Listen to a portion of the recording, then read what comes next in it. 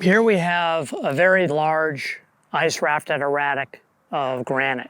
This happens to be an isolated erratic, which is one of 3 types of erratics that we see in this area. We see erratics forming as individual boulders like this, and we also see erratics clustering together, groups of erratics, probably from the same iceberg that brought the erratics in.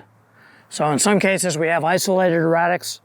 Sometimes we have clusters of erratics from bigger icebergs, and sometimes we have a third type called berg mounds, which are very large groupings of erratics that actually form a topographic dome or a high point with erratic debris inside.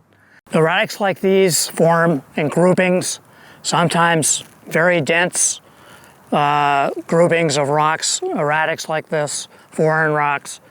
Here they're just kind of scattered around.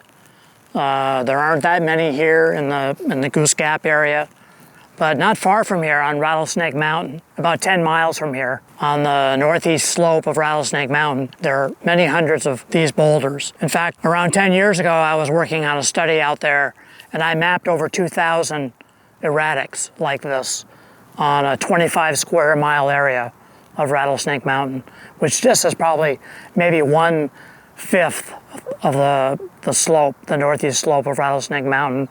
I found 2,000 of these erratics similar to this. Here we are on the canyon trail for the Badger Mountain Trail system, and we've now climbed up a few hundred feet above the valley floor. We're heading up towards the summit, but along the way, there's an interesting feature across the valley behind me. There's a series of, or a cluster of granite erratics. They're all kind of grouped together in one area. And we call that an erratic cluster, as opposed to isolated erratics, what we saw on Gandy Mountain, and berg mounds that we'll see at our next stop on Little Badger.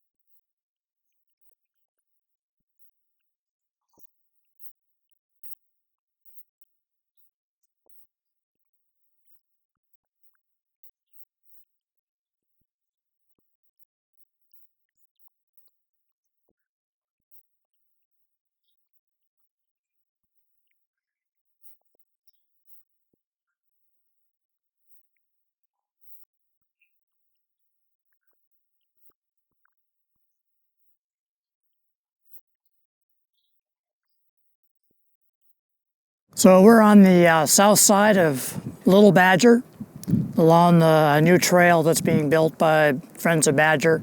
On the side of the slope here, there's a big, huge mound of erratic debris that was brought in. It may have been from one iceberg, a really huge iceberg, or it might have been from several smaller icebergs.